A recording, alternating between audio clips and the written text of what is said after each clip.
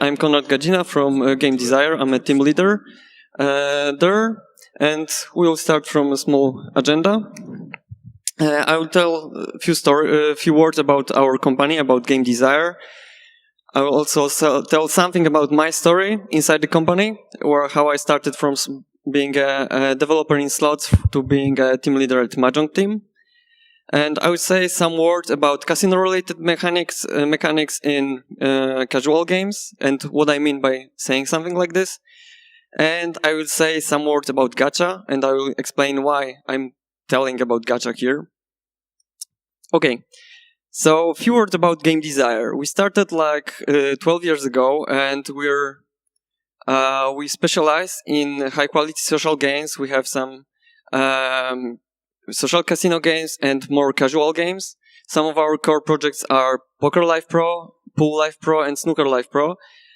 So we have like social casino games, we have more arcade games, and now we switched our focus to doing mobile stuff, mobile casual games. And our newest titles are Time Queues, which is in the soft launch, and Forbidden Castle Mahjong Tale, the game that I'm creating. It's a multiplayer Mahjong game. So, I want to tell you what is my story inside the company, because I started in GameDesire like more than 2 years ago in slots team. It's just social casino, like pure social casino. Being a developer, it's Golden Rails Casino Slots.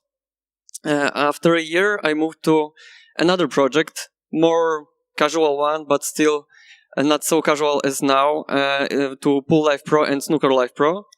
And later, last year, I moved to being a leader of our Mahjong team. And we are creating this Mahjong in a small team. So, what do you need to tell something is a casino-related mechanics? What do you think? What is it that makes it something casino-related? For me, it's that this mechanic needs to have something connected with gambling. But of course, if you're making only casual games, you cannot do hardcore gambling, or even like in social casino games. You have to think something less hardcore, I would say. And as this is a casual game, you have to have something that make people think it's worth to win something you are offering for this gambling. So the lessons we learned that the most gambling connected mechanic that is acceptable in casual games is something called Gacha. Gacha machines are something really known in Japan. They are just vending machines that allow you to put some money and get something. This something are toys. They are high quality toys most of the time. And the idea there is that those toys are a collection of toys. So people are getting crazy to get all of them, because it's random. You cannot just win one by one and another. For sometimes you get duplicates and you just want to spend more and more money to get all of them. And the mechanics of Gacha were introduced inside casual games a few years ago, and they are well known in the industry. So, but before I will say something how we approach this mechanic, I want to say you that you should beware of Kompu Gacha. Do you know what the Kompu Gacha is? Okay, so for all the other people, it's also you might find it called completed Gacha. And the idea here is that you have a collection, and when you get the whole set of the collection, you are able to get something more valuable for having this. And why I say that you should beware of it? Because it's illegal in Japan since 2012. Why? Because people were spending so much money, so just crazy amounts of money on games that had a Kompu Gacha mechanic, that we were just losing their houses and stuff like this. Because it was so the gambling there, like having something rare, was something that driven people to just getting mad, and they wanted to spend so much money. So you shouldn't implement this mechanic in your game if you want to be available in all the countries. So why I want to say something, I'm saying something about gacha here, because some people can say that it's not really casino.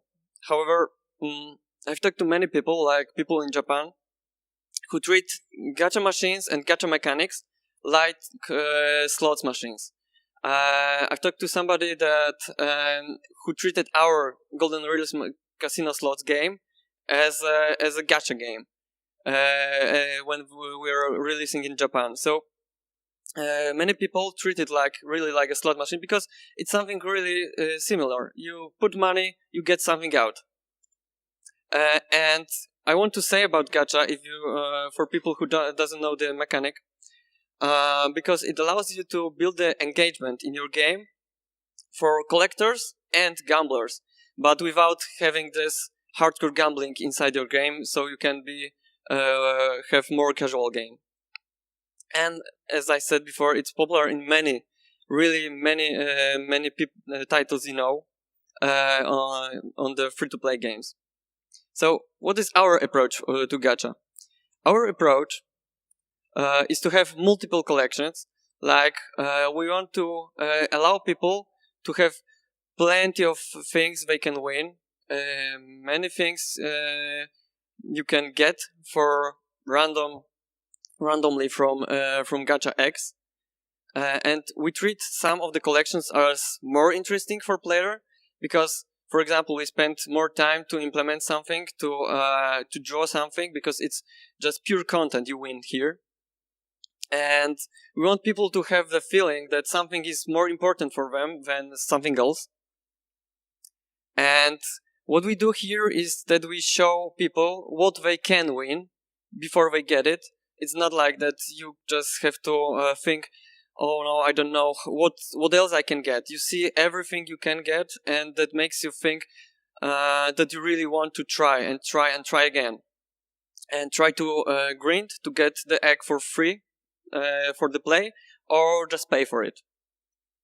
And what we also did here is that we have different, we call it gacha eggs, because out of those eggs you get the random stuff, and there is one tier of eggs that you get from playing, like standard stuff and some probability to get more rare things, and the egg for advertisement, that is like really small percentage of ability to get something really rare, and some premium stuff in the best egg, I would say. And what is important for us in this mechanic? Something that is important for us, and I think it should be important for you if you are about to implement this, is that you should think about your collections you are about to show people as something that is connected with your game. Because if something, for example, if you have Mahjong game and you have a collection of swords, it's like meaningless for people who are just playing Mahjong. It's nice if you have like sword fighting game and you have to just collect something like this. And for us, it was really important to have something that has meaning for players. And we've done some research before creating the game, and we found out that players of Mahjong really like to change the background, change the tile sets, change the visual stuff. They don't really care about different in mechanics. Most of the time, they really like to just collect tiles, because it's like just collecting tiles, but with different styles, different sets. And what we did here also are those small cute animals you can see there. That's something that is our connection to the real gacha machines, as real gacha machines were the machines that gives you small, cute toys, or maybe not cute if they are just some monsters. However, perfectly done toys that are beautiful, and people just want to have them because they are nice. And here we are introducing small characters that are cute because we are, as a mahjong is more for women. We decided that they should be so cute that women just would like to have them. Just, have them see them inside the collection, their collection, or maybe just during the gameplay, just waving a hand to them, or just smiling and saying that, yeah, you can do it. Just something like this. And I think that's something that is really important here, because here the gambling stuff is connecting with the more casual thinking, because here you have to introduce something connected with your game, with your theme of the game, that makes people want to win something. And you should remember that what guys said before yesterday, I think it was yesterday during the panel about in-app purchases. You have to remember that you shouldn't just allow people just to buy something for money just because they can win the game because of it. However, here with gacha collections, you can think if it's worth to allow people to just buy something for real money, just to, you're trying to get the last thing of your collection, and you can think if the demographic of your players is the demographic of people who would buy the last thing. And if they are not like this, you should not implement something like this, because you can have the bad PR for the game, I would say, that you want to just sell everything. But if your players want to buy stuff that they are just missing, you should think about it. You should think about the mechanic that will allow you to do something like this without breaking the economics. As this is just pure content here in our game, we're not doing anything with the economics. So you have gambling, but you don't have win money. You don't win. Okay, we can give you some virtual currency, but it's a really small amount. And the idea for the players is not to win their virtual currency, but to win the stuff, to win something that is beautiful, to win something that will change the visuals here.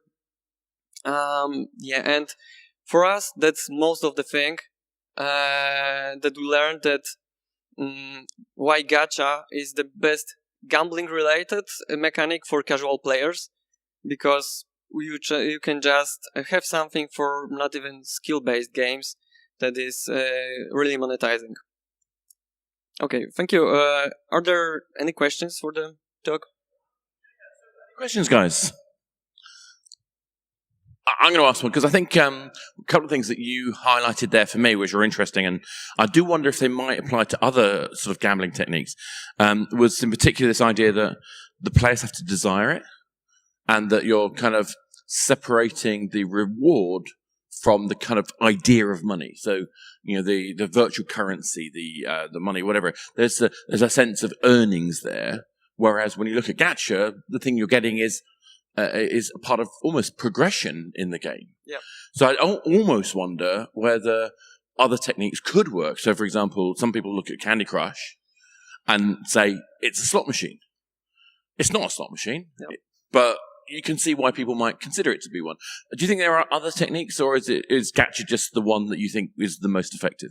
I would say for our game, specifically for the mahjong game, as you can see for research and from the demographics of the game, we see that this mechanic specifically is the best one for monetizing here, because people like getting some content for kind of for free, like it's some random stuff, and they want to play, but they also want to see something beautiful. So and we are about to create the economics of the game so that you can get a bit of the virtual currency from the, like, if you don't get some beautiful character here, you can get a bit of the currency to see that, okay, I can win something. But we want to make people think that what they really care about is this content. And about other mechanics you can use, I was thinking about something like transferring high-low mechanic from high-low game simply to, for example, pool game. Like in our arcade pool, we have a round table that is really fast. The play there is really fast. And the funny thing is that most of the people are used to play on the rectangular one, and a round table is something new for them.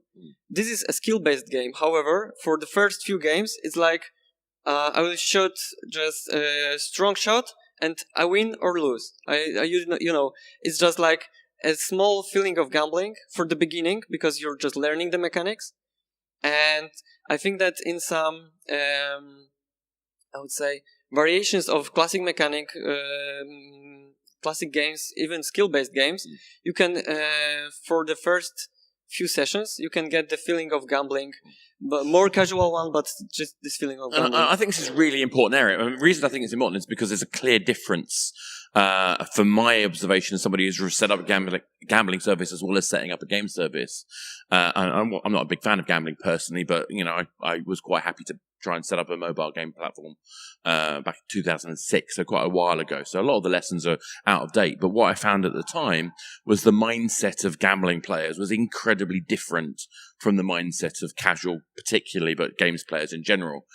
And this, the key crux of it was the risk, the money risk part of it. But despite that, the amount I learned from setting up a gambling service and how it informs my thinking of game design was huge. And what I think is really interesting, I think gambling designers know a lot about how to make risk interesting. Whereas I think, game designers, we want to have solvable puzzles. Is that a fair distinction, do you think? Yeah, I think so. And I think that's what we were trying to do here, is that bring some of this gambling experience here, but only like just when you think about it, you see that it's a part of gambling, but it's not really gambling, because we want to be casual here in those games, because we have our poker games or slot games, and they are just for gamblers. And here we wanted to try out what we've learned and cover not only simple casual gamers, but also the gamers that like to gamble a bit. Cool. Does anyone else have any questions? Because I'm going to carry on this conversation otherwise. Anyone? So let's carry it on for a little while because we've got a few minutes. This idea of the emotional content, of the value of for the player and the consistency that the gacha item has to have with the game, for me, resonated with some things that Brian was talking about. Brian about first thing this morning, and when he was talking about currency, and we were talking about currency from the point of view of using it as a way of rewarding people for their ongoing play. And I'm wondering, in gacha, how does that work for you? I mean, do you think it's not just for turning up? Do you give a gacha just for turning up and only for turning up? Or do you try to find ways to make the gacha unlocking process part of gameplay? What we do here is that we have mechanics we call like reward points, like for a play. Because in our mahjong game, the game is a multiplayer mahjong where you have up to 8 players, and depending on the place you end the game, you get more or less reward points. And when you get, for example, 300 reward points, you unlock the gacha. And we introduce it to the player at the beginning that something really nice is inside. And it makes people want to play, because if they don't want to spend money on buying something, they can just earn it by progression, by playing and coming back. It's kind of a mix of the progression and monetization stuff, because if you get something from the X, and later you're just getting something you didn't want, but you want to complete the collection, you think maybe I will buy something, and you just convert. Yeah, and I think that thing you're saying about this relevance part, and particularly the foreshadowing, so showing somebody what they could win. Yep. I think is absolutely underestimated. If you come at it cold, I mean, why would you show somebody the random prize they're going to get? I mean, it feels to me like that you see how it would be easy to think that it was a good thing for it to be a surprise. But the lack of surprise is part of what makes it attractive, I think. And the knowledge that you're getting a step closer to completing a collection is, I think, vastly more powerful emotionally. Yeah, and the idea we do it here is that when you win the gacha, we show you that you can open it after the game, not just on the result screen, but after the game, and you open the collection windows. That is the same window as the shop.